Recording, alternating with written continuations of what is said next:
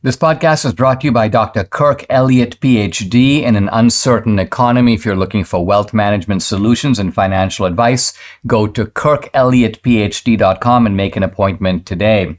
Coming up, I'll play the trailer and introduce the main themes of the film Police State and tell you why it's urgent for you to help me share the message while time remains. I'll reveal how Kevin McCarthy got the axe and what this means for the House GOP. And actor Kevin Sorbo joins me. We're going to talk about his new film, Miracle in East Texas. Hey, if you're watching on Rumble or listening on Apple, Google, or Spotify, please subscribe to my channel. This is the Dinesh D'Souza Show.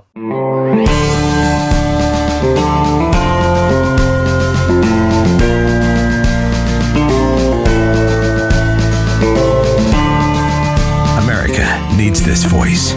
The times are crazy. In a time of confusion, division, and lies, we need a brave voice of reason, understanding, and truth. This is the Dinesh D'Souza Podcast. Guys, I'm really excited about the new official trailer for Police State, and you might have seen it on one of the other social media platforms, but I want you to see it here, so watch. Donald Trump and the MAGA Republicans represent an extremism that threatens the very foundations of our republic. Chief Division Counsel and DOJ have approved a no-knock for each.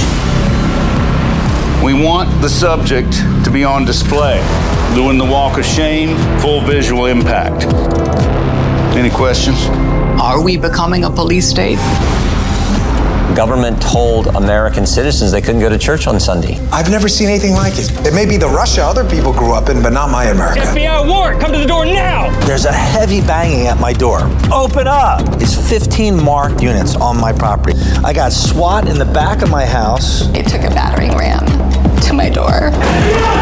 6 a.m. I hear boom, boom, boom, and hear about 6 to 8 military-style soldiers, with the tallest one of them pointing an automatic rifle at my head. FBI, we have an arrest warrant! Shock you out of sleep, drag you out of your house half clothed, refuse to give you a warrant, ransack your house. Now I'm facing 15 years in federal prison for doing nothing other than exercising my right to free speech. I had no reason to be attacked. I hope that you remember Matt's name and the role you played in killing him. How did we give the state this kind of power? 9/11 changed everything. We're going to expand the Bureau from law enforcement to domestic intelligence. Legal shackles are now off. It used to be Islamic terrorism. That threat has kind of dissipated. Our focus is shifting. They're moving to domestic extremism. It really paints anybody who's right of center. What we need is a person to look at. And then we go find out what crime you did. If you're a pro-life, pro-family Catholic, they define you as radical. The demand for domestic terrorism vastly outstrips the supply. When candidate Trump came down the escalators, the government had a meltdown. We are going to drain the swamp. We'll see about that. You take on the intelligence community, they have 6 ways from Sunday at getting back at you. The Patriot Act and FISA were used against Donald Trump. Google literally rewrote their news algorithm based upon what Trump was doing so they could get this guy.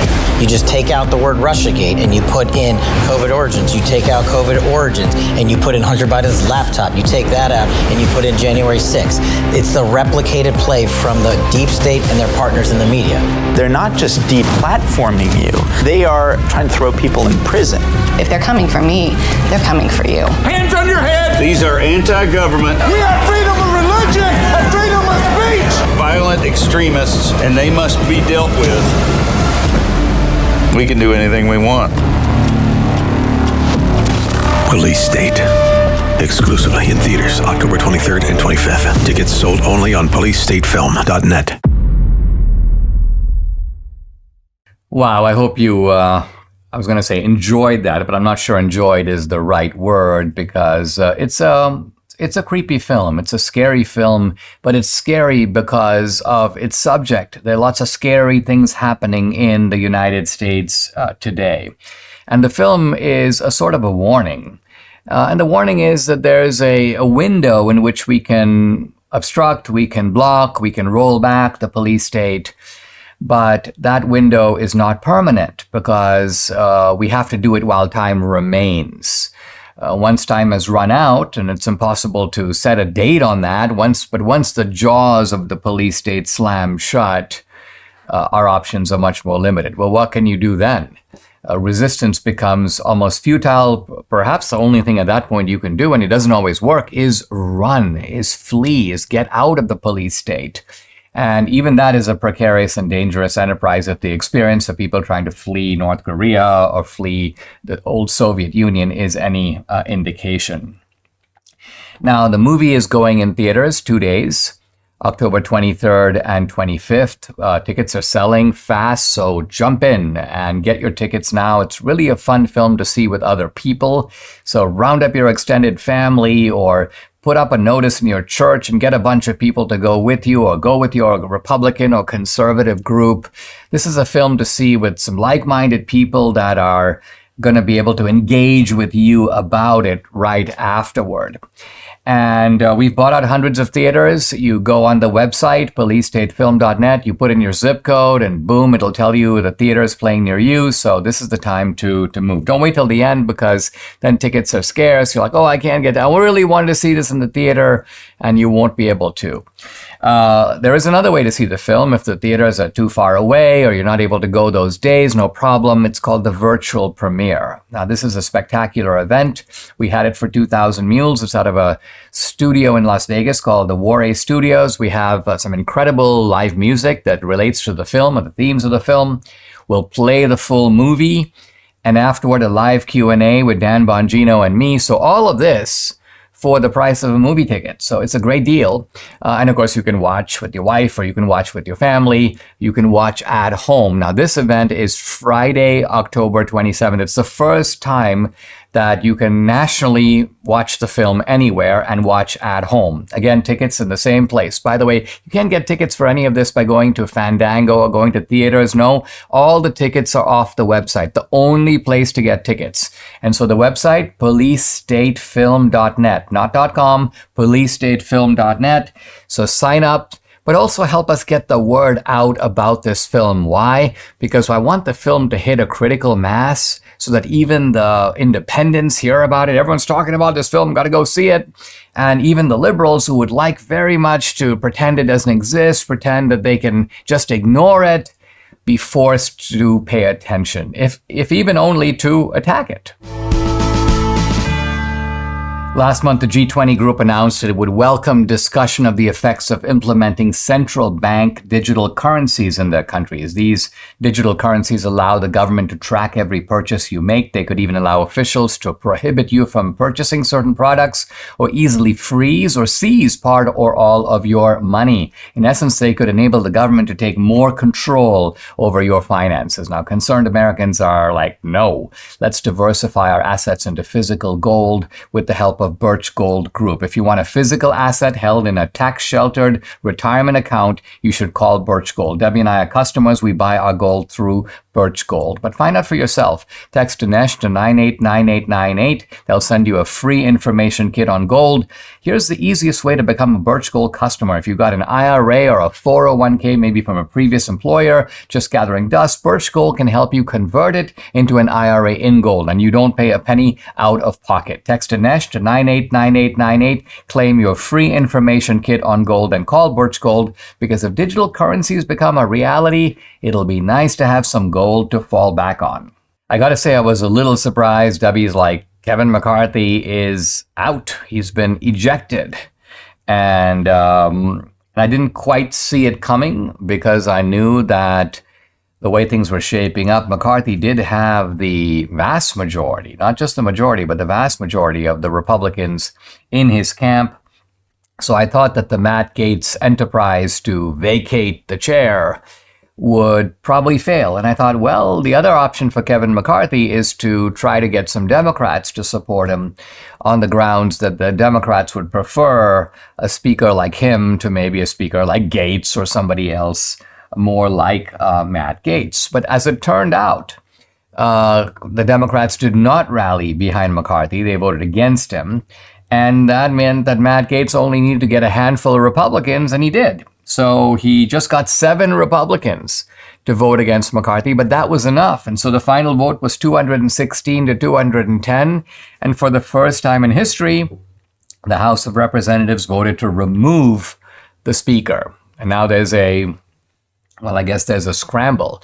Now, ironically, when Matt Gaetz stood up to speak about why McCarthy should be removed, he said McCarthy should be removed because McCarthy has been colluding with the Democrats. And he was talking about the fact that McCarthy had made a deal, and he got a lot of Democratic votes to do it, to keep the government open.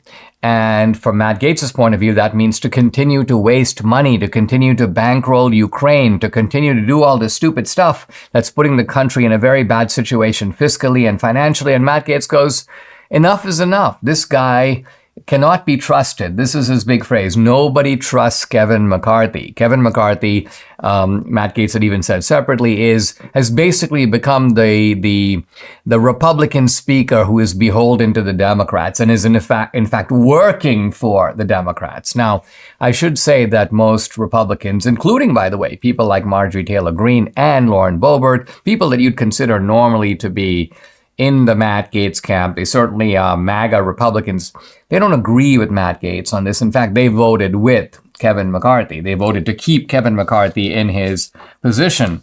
And so it was a motley group of 7 Republicans that decided that his time had come. That turned out to be sufficient. I was a little surprised to see Nancy Mace, who is often considered to be kind of a moderate, someone who's been actually on this podcast, vote along with Matt Gaetz to oust McCarthy. So the big question is now shifted to McCarthy's like, I'm out. I'm not going to try to get my speaker job again. So the question is, who's it going to be?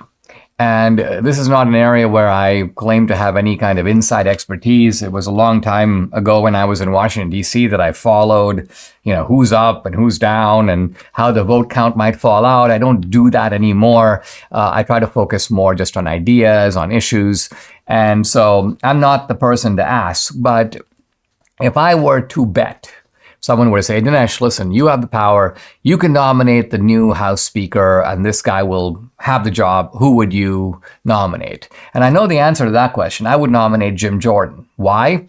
Because I think Jim Jordan is sufficiently conservative to be able to have the confidence and trust of all the solid conservatives in the Republican Party. But he's a very genial guy. He gets along with everybody. He's easygoing. He listens to people. So I think he would be able to work with the full spectrum of Republicans. This is the key. And this is, by the way, true also on the Democratic side. I mean, one of the effectivenesses of Democratic leaders like Nancy Pelosi is that they are very leftist in their politics, but they sound a more centrist tone, and thus they're able to keep everybody in their camp. This is kind of what we need. We need to have Republican leaders that are very solid on the conservative principles, but at the same time are guys that are go along, get along guys. They've got the Reaganite cock of the head. They crack a joke. They're somebody who can meet you halfway. They're also pragmatists. In other words, they're conservative in their goals, but pragmatic in how they go about it. So the candidate of my choosing would be Jim Jordan. Now, I don't know if Jim Jordan wants it. I don't know if he's put his hat in the ring. What I read is that Steve Scalise, who was Kevin McCarthy's number 2, is now seeing himself as kind of the heir apparent. He's going around looking to see if he can garner the support. My guess is that he probably can. So while Jim Jordan is the guy I prefer, if I had to make a sort of a prediction or do some betting on who I think is going to get it, I guess I probably would put my money on Scalise. In other words, I think it's more likely that Scalise, as the number 2 Republican after Kevin McCarthy, will be able to mend fences with at least some of the people who voted against McCarthy, be able to corral a majority and become the next House Speaker. Of course, we'll see. We certainly do need an effective Republican House. I mean, there's all kinds of important legislation. Equally important, if not more important, are the investigations, the Biden impeachment inquiry. We need an effective leader. So I'm calling on Republicans to please Give us one. Debbie and I made a New Year's resolution this year. Let's lose some weight. And thankfully, PhD weight loss came to the rescue. You can see the result for yourself. Debbie's lost 24 pounds. I've lost 27. We are both now very happy and on maintenance. The program is based on science and nutrition. No injections, no pills, no long hours in the gym, no severe calorie restriction. Just good, sound, scientifically proven nutrition. It's so simple. They make it easy by providing 80% of your food at no additional cost. They tell you when and what to eat. And guess what? You can do this without ever being hungry. The founder, Dr. Ashley Lucas, has her PhD in chronic disease and sports nutrition. She's also a registered dietitian. She helps people lose weight and, most important, maintain that weight loss for life. If you're ready to take the step of losing weight like Debbie and I have, call PhD Weight Loss and Nutrition. Here's the number, 864-644-1900. You can also find them online at myphdweightloss.com. The number again to call, 864-644-1900. I've been watching all these different cases involving Donald Trump, and I want to talk a little bit just about the Trump predicament. Now, this Trump predicament applies a little bit to me because I am trying to get a date on the calendar to show Trump the new film, Police State. And the Trump team is like, yeah, we're trying to find a date, but look at all the stuff that's going on. And I'm like, yeah, I totally get it. It is insane. You've got multiple cases. You've got Trump in court right now. You've got this judge in New York. I call him the laughing judge. He's the guy who takes his glasses off and poses for the cameras. And then Trump is blasting this guy as a degenerate. He's blasting him as a judge who should be criminally tried himself or certainly ejected from office. And then Trump more recently had a blast against the clerk of the court, who evidently is a leftist, probably like the judge. I mean, these people move in the same circles. And so Trump posted a photo of the clerk with was it Schumer, Chuck Schumer, and made some sly reference to the clerk being Schumer's girlfriend. I'm not meaning that literally, I think, but meaning that in a political sense, that hey, these people all hang together, and I think Trump's point is they're all together trying to hang me.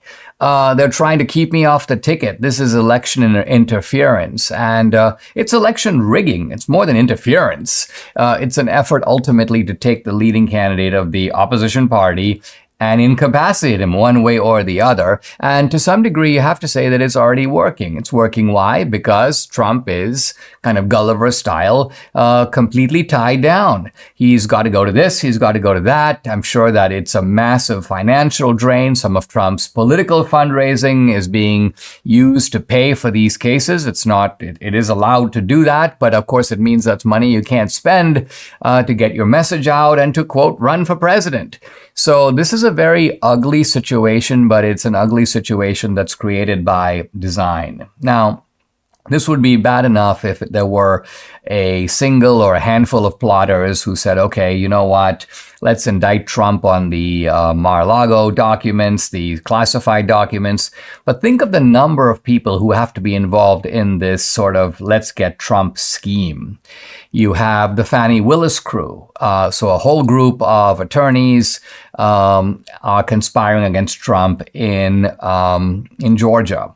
Then you have Jack Smith, the special prosecutor, the special counsel, and 2 cases are coming out of his office. So he's got a massive office with probably 2 separate groups of attorneys, one working on the classified documents case, the other working on the January 6th case. Then you've got the Alvin Bragg case in New York. And then you've got the case brought by the Attorney General Letitia James. I mean, think about it. You got an Attorney General campaigning that if you vote for me, the one thing I will deliver is I will get Trump. I will criminally charge Trump. She spent years trying to find out how to go about it.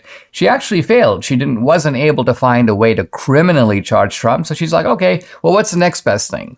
The next best thing is to go after his business, to try to destroy him financially. Now, the Trump empire, if you will, is in Florida. It is part of it is abroad. I believe he has a golf course in Scotland. He has properties on the West Coast. But the heart of his business is New York. And Eric Trump, Trump's son, who runs the businesses, is based in New York. And so the case here is brought against Trump and the Trump sons as if they are all part of a scheme to inflate the value of their own business. Now, what does this really matter? I mean, to some degree, it's merely a matter of boasting, right? You find two rich guys. One guy goes, I'm worth $2 billion. The other guy goes, I'm worth $3 billion. At one point, I remember having a discussion with some of the people at Forbes. This is Forbes magazine, the people who put up the list of the 400 richest people in the world. And they were discussing Trump's net worth, and they said that Trump's net worth is a little harder to classify than anyone else's because he has huge assets in his reputation, his name. His name is known worldwide. He is one of the, well, perhaps today, the most famous person in the world, but he's certainly one of them.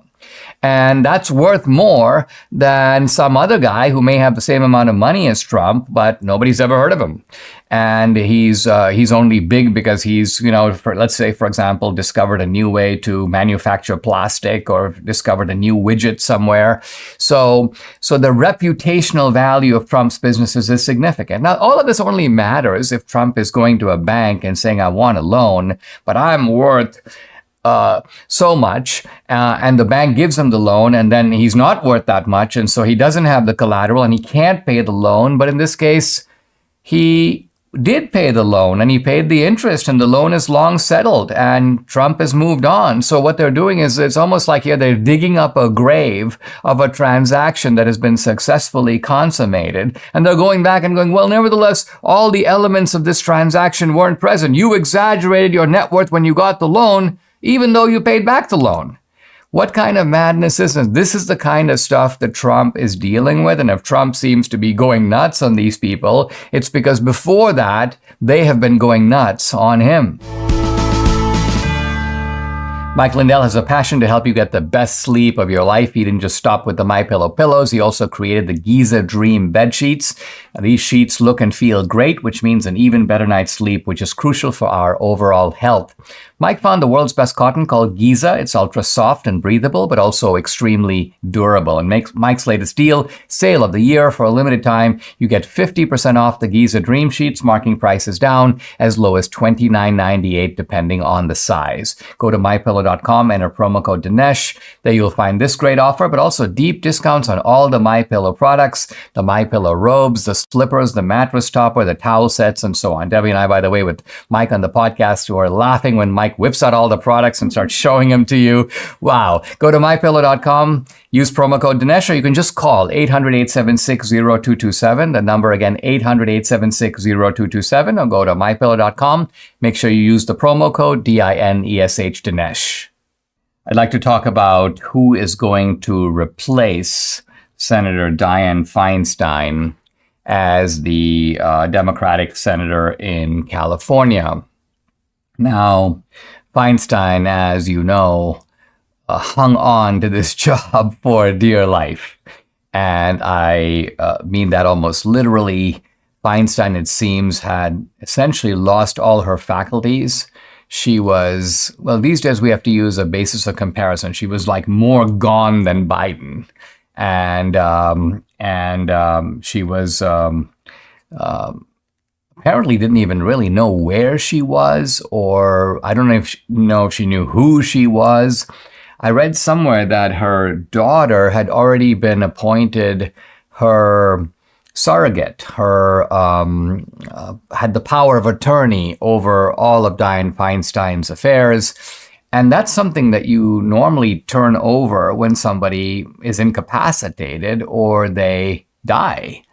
And yet Dianne Feinstein was still serving on the Judiciary Committee, still serving in the Senate. And this had become, I would say, beyond the point of embarrassment. Now, why Dianne Feinstein didn't step back, I'm not really sure. I'm not sure if this was just Dianne Feinstein's manic hunger for power. I refuse to go anywhere. I'm going to be carried out of here. That could be it. It could be that for some reason the Democrats made a calculation that if Dianne Feinstein gets off the Judiciary Committee, they at least temporarily lose a vote. The new person, by the way, has to be seated on the committee. So I don't know if they decided we're better off just telling her how to vote, regardless of whether or not she knows what she's voting for. Anyway, the death of Dianne Feinstein did in fact clear that seat. Democrats believe in dead voters, but I don't think they believe in dead senators. And so there's a question of who's going to be next, who's going to be the new Dianne Feinstein. Now, Dianne Feinstein was not the furthest to the left. She was a left-winger, left of center, to be sure, but also pro-military and moderate on some issues. We're not going to get that. It's the person replacing her is going to be worse. And there was some talk, which I refuse to take seriously, but there's an article in the New York Post about it. Senator Meghan Markle. And I was like, no, don't go there, please.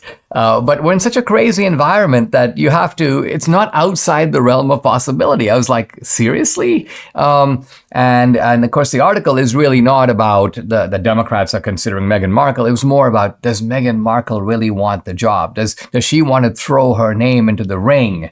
And again, this Meghan Markle is so deluded, I wouldn't be surprised if she did. I think the two serious contenders were, and I say were because Governor Newsom has picked her replacement, Feinstein's replacement. But the two contenders were really Adam Schiff, who I understand was kind of the Nancy Pelosi candidate, and the other was Newsom's pledge, I'm going to name a black woman. So now, I suppose one possibility would be for Adam Schiff to say, hey, listen, I'll transition and become a woman.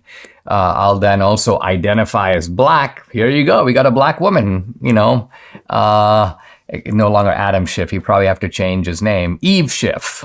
Eve Schiff is the new black African-American woman who's now the senator from California. But anyway, Adam Schiff didn't do any of those things. And so Newsom goes, well, sorry, you're not black and you're not a woman. So I'm going to go with LaFonza Butler. And LaFonza Butler is a far leftist. She's the pro-abortion fanatic. She headed this group called Emily's List, which is an abortion advocacy group. And she's a labor leader, a kind of a street fighter in the political sense. And more importantly, she is not only black and a woman, but it turns out also a lesbian. And this is really in the sort of weird Democratic Olympics. You achieve a crown of victimization by scoring a lot of points on the victim scorecard. Not enough to be black. That's like 1 point. But the black guy can be trumped by someone who goes, you're black, but I'm black and a woman. So you're a victim of racism, but I'm a victim of racism and sexism. So I'm a twofer. I trump you. I need to get the job. And then LaFonza Butler comes in and goes, actually, it's me. I'm a threefer because I'm not just black. I'm not just a woman. I'm also a lesbian. So, I mean, think about how degraded democratic politics have become when these are the credentials. These are the things that Newsom is open about it. I'm going to appoint a black woman. Now, this is not to say that he's saying I'm going to appoint somebody who's unqualified. But if you take someone who's qualified and you say I'm appointing them because they're black and because they're a woman, what does that do to their qualifications? It makes it pretty clear that their qualifications are not the reason that they're getting the job. Qualifications are not the reason that Ketanji Jackson is on the Supreme Court. That's because Biden goes, I'm going to nominate a black woman. And so I'm nominating you for those reasons. Those are the assets, if you will, that you bring to the job. And the same is true here in California. So we're going to be dealing with Senator Butler, an improvement over Dianne Feinstein? I think not. If aches and pains are your problem, Relief Factor is your remedy. Debbie and I started taking Relief Factor a couple of years ago now, and we've seen a huge difference in our joints. Just nothing short of amazing. Aches and pains are totally gone thanks to this 100% drug-free solution called Relief Factor. Relief Factor supports your body's fight against inflammation. That's the source of aches and pains. More than 1 million people have tried Relief Factor. About 70% have gone on to order more. So it doesn't perhaps work for everyone, but it works for most people. Works for Debbie. She's been able to do exercises that for a long time she wasn't able to do. Relief Factor has been a game changer for her, her aunt, other members of our family, Mike here in the studio, and for many other people. You too can benefit. Try it for yourself. Order the 3-week quick start for the discounted price of just $19.95. Go to relieffactor.com or call 800-4-RELIEF to find out more about this offer. The number again, 800-4-RELIEF, or go to relieffactor.com. Feel the difference. Guys, I'm really happy to welcome back to the podcast a friend of ours, Kevin Sorbo, actor, director, producer. We're going to be talking about his new film, Miracle in East Texas, but a little bit about Kevin Sorbo. He played the lead role in Hercules, The Legendary Journeys, which became the most watched TV show in the world.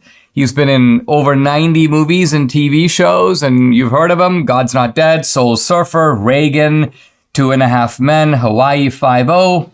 And the new film, as I mentioned, Miracle in East Texas. Hey, Kevin, good to see you. I believe did you say you just gave a speech? You're in Orlando? I did a prayer breakfast speech this morning here, and a great crowd, about 600 people. It was good fun, and I'm actually on my way. I leave from here to fly to Salt Lake City. I'm doing a mini-series, a documentary on Jesus' life on the set of The Chosen up there. So I'm looking forward to do that. We start filming early tomorrow morning. Oh, wow. Oh, that's awesome. That's good stuff.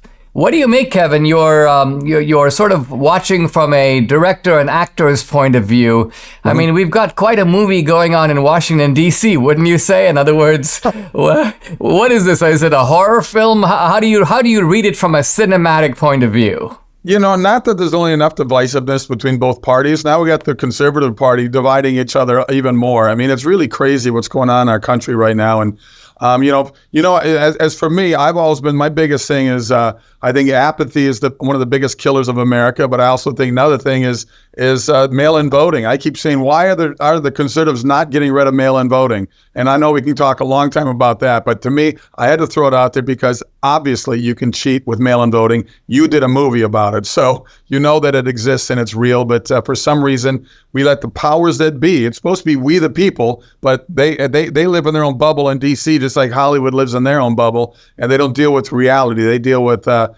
falseness and lies because, as you know, truth is kryptonite to these people. Do you think, Kevin, that this division, which seems to have reached a fairly deep point over the last several years, is it something that can be repaired? Is it something that can be healed? Or do you think it's a permanent or a semi-permanent feature of our politics going forward?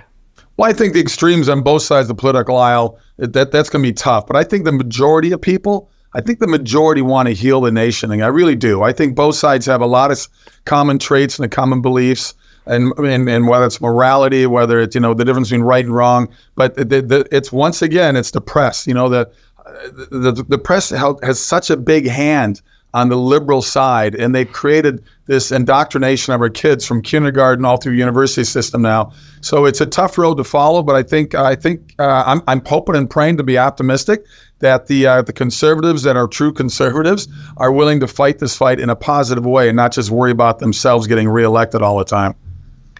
Kevin, let's talk about the new film, Miracle in East Texas. Let's look at that. Wow. So Debbie was saying and chatting with you a moment ago and saying that it's a film that it almost can be put in multiple genres. And in fact, it's being recognized in multiple genres. So talk about its recognition first, but then talk a little bit about what the film is about. Well, it's won 10 film festivals already, and it's won everything from Best Romantic Comedy to Best Judge's Favorite, Audience Favorite, Best Faith-Based Film.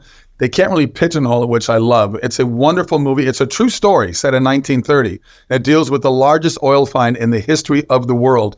And it's about two con men played by myself and John Ratzenberger. I directed this movie as well, that went through Oklahoma and Texas, wooing widows out of the money on fake oil wells. They would sell 500% of the shares declare a dry hole, move on to the next town. They get to Kilgore, Texas, they strike oil. Largest oil find, as I said, ever at that time. And they get arrested, of course, because you can't have 500% of anything. And while they're waiting trial, all the widows from Oklahoma and Texas come to watch these guys hang. But it's a wonderful story what happens during the trial and after the trial. And we got Lou Gossett Jr. in here. We got John Ratzenberger. We got Tyler Main. My beautiful wife Sam Sorbo's in it. And there's a court scene where she just totally steals the scene. It's a fantastic near ending of the movie. And it's just a great movie. They can go to sorbostudios.com, sorbostudios.com. Sign up right now. Get tickets now. It's a Fathom event. For people who know what Fathom does, they help independent movies like mine get into theaters. So we only get 2 days.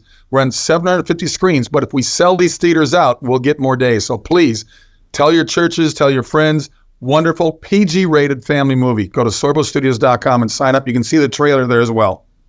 I mean, it sounds like a film that's going to make you laugh. It's a film that's going to have suspense. It's a film that's inspirational. I mean, it's got all the elements of a real winner of a movie. When you decide to take on a movie project, is this what you look for? Is there a kind of an ideal combination and you go, this has all the elements. Yeah, this is the one I'm going to do. Well, I've been doing movies certainly the last 10, 12 years that Hollywood used to make. Movies that had the good guy winning, movies that had positive moral values, movies that had character development that people could relate to and understand. Today's Hollywood, all they want to do is do another video game, really, with these movies. I mean, most of the time, these actors are just on green screen and they have to do all these different things with visual effects. I fell in love with acting as a young age, watching these old movies from Hollywood's golden age, certainly from the 30s, 40s, and 50s. And that was because of my mom. And I love doing movies that have real storylines. I walk out a lot of these Hollywood movies. Once again, they're so woke, and Disney's going to lose $1 billion this year because people are tired of the subject matter they put out there. I want to do movies that make people laugh, cry, think, and come out talking about the movie after the movie's done. And that's hopefully what this movie will do. People will love this movie, trust me. I'll be right back with Kevin Sorbo. The film we're talking about, Miracle in East Texas. You can follow him on X at KSorbs, and then the website sorbostudios.com. Debbie and I are on a good health journey, but we still struggle to eat enough fruits, veggies, and fiber, and that is not optional. We got to do it. Lucky for us, we discovered Balance of Nature, and what better way to get all your fruits and veggies plus fiber than with Balance of Nature. This is Balance of Nature's fruits and veggies in a capsule, so easy to take, made from fresh whole produce. The produce is powdered after an advanced vacuum cold process, which stabilizes the maximum nutrient content. And this is Balance of Nature's Fiber and Spice, a proprietary blend of fiber and 12 spices for overall and digestive health. Join Debbie and me. Start your journey to better health right now. Call 800-246-8751 or go to balanceofnature.com. You get 35% off your first preferred order by using discount code America. Again, that's balanceofnature.com or call 800-246-8751. Get 35% off your first preferred order by using discount code America. I'm back with producer and actor and director Kevin Sorbo. We're talking about his film Miracle in East Texas. Kevin, you mentioned a moment ago that Disney will lose perhaps $1 billion this year. Now, why would a company do that? In other words, what do you think the Disney executives who do all this stuff, is it that social change genuinely matters more to them than keeping their shareholders and their company afloat? I read that there's a shareholder that is suing Disney right now because it's saying that if I had known you're going to make movies like this, I would have pulled out my stock a long time ago. So I wish I could understand. To me, it can only be on purpose. It's just like the Biden administration is doing with this incredibly open border where we're bringing in 7 million people that don't deserve to be here. I mean, it's unbelievable that they're not doing it on purpose because it's so blatant in front of us. But here, once again, I say apathy is the biggest killer in America. Why are Americans not standing up more for the ridiculousness of not only what Disney's putting out there, but what we're letting across into our border from the South? It's weird to me. So it has to be on purpose because I can't think of any other reason why they want to destroy America. For whatever reasons, it's all about widening that gap between the powerful and the poor and getting rid of the middle class. It's just all part of it. And they're doing it in movies, doing it in television shows. Speaking of Disney, Walt Disney in the 1950s said movies and television will influence our youth. Well, Walt was completely right. And I think he's flipping his grave what Disney is doing to his name. I mean, I think what seems to be happening is that you've just got all these young people who maybe go to art school or film school and they all end up as animators and they're working in Disney. I wonder if it's internal pressure that's coming through the company. I mean, it could be, of course, that the CEO himself is a leftist, but it could also be because I know that this is true in the publishing world. A lot of the publishers, the guys running the publishing houses are still fairly traditional. But you've got all these young editors who now have this left-wing indoctrinated mindset. And they're like, we can't publish this book. This book will trigger people and so on. Or it's hateful. And Disney may well be succumbing, might it not, to the same pressures. Well, I think they do it even on my side of the camera, where I act more than I direct. I mean, I get actors coming up to me. I get producers, I get camera guys, very quietly, the last 6-7 years, they'll grab me and talk to me on a movie set, and they'll thank me for being a voice for them. And I say, well, dude, be a voice for yourself. Why do I have to be your voice? I always talk about the sheep are going to be the sheep, but I know there's lions out there among those sheep. We need to be lions. We need to wake the lions up, and that's why we got to keep doing it. So I actually just wrote a book with Brave Books, which you know about, and it's called The Test of Lionhood, and it's about a little lion cub that saves his little sister's life out in the wild. And I'm getting attacked now by the alphabet crowd saying they're anti-trans. This book has nothing to do about the trans or the gay world. It has to do with letting boys grow up to be boys and hopefully grow up to be strong men and strong fathers. That's all it is. But you know how they are. If it doesn't have any of their agenda in there, right away you're the anti-whatever, and they just want to attack you because they're just filled with nothing but hate and anger, which is a pretty tough way to go through life, I think. Yeah, and how do you deal with it? Do you ignore it? Do you fire back? Do you shake your head in sorrow? I mean, how does it make you feel, and what's your reaction when you see this kind of thing going on? Occasionally I fire back, but I don't want to get defensive about it either. So 99% of it, I just laugh and let it go. Because what they do doesn't affect my life. It doesn't make me, these people with all this hate, and putting more hate on someone like you and someone like me, all they do is dig a bigger black hole for them to live in. Doesn't change my lifestyle at all, but these people, they hate themselves so much and they want to share that hate with everybody else. And all it does is make their lives worse and more miserable. So I feel sorry for them more than anything else. I'm going to keep making the movies I'm doing. I'm going to keep talking the way that I keep talking. And I'm just going to keep plugging along and keep doing movies that are positive values. Look, I get stopped all the time by people saying, please keep making more movies like Let There Be Light and God's Not Dead and Soul Surfer. And I say, look, I'm there to make them, but you guys got to support them. So I hope people go to Sorbo Studios and get a hold of Miracle in East Texas tickets right now. Like I said, great cast, great story. Oscar-nominated writer Dan Gordon. He wrote The Hurricane for Denzel Washington, White Earp Kevin Costner, and he wrote all 60 episodes, 60 of the hundreds of episodes of Michael Landon's series Highway to Heaven back in the 80s, I guess it was. I mean, Kevin, there are a lot of people when they look at, they know the importance of culture and they are critical of the dominance of progressive or liberal culture. I think one of the things that you're doing is you're saying, okay, let's make some alternative culture. Let's make some movies. Let's write some children's books. Let's put our side out there, but it is incumbent on people, and this applies to me as much as you, for people to rally behind the stuff we're doing. Now, we're not saying rally to support us even though we make horrible stuff. We're saying we're making really good stuff, the kind of stuff that you want, that's congruent with your values, that will really tap into a chord. But we want you to organize and get your church together and get your friends together, your family, and support these ventures, because that's how you amplify them. It's simple as that. And, people like you with your podcast, get the word out there, and we need your voice more than anything. I mean, I've been asked to move back to California. I left 5 years ago. I live in Florida now, but I've been asked to move back and run for any kind of office. Even the governor was throwing at me a couple of times. I said, I have zero interest in that. My call, I think, is to keep making movies that have a positive message instead of a negative one. So I'm fighting the culture of Hollywood. And Andrew Breitbart said it. I know it's a common phrase that politics runs downstream from culture. Who runs the culture? Hollywood and the mainstream media. And DC will follow that. That's why you see all these DC people hanging out with these so-called A-listers that are far left. All the ones that, when Bush got elected and when Trump got elected, they were going to move to Canada, remember? None of them moved.